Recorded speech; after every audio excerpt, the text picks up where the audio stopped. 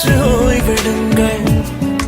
அவள் வந்து விட்டாள், அவள் வந்து விட்டாள். ஹே ஐ என்றால் அது அழகு என்றால் ஐகளின் ஐ அவள் தான்.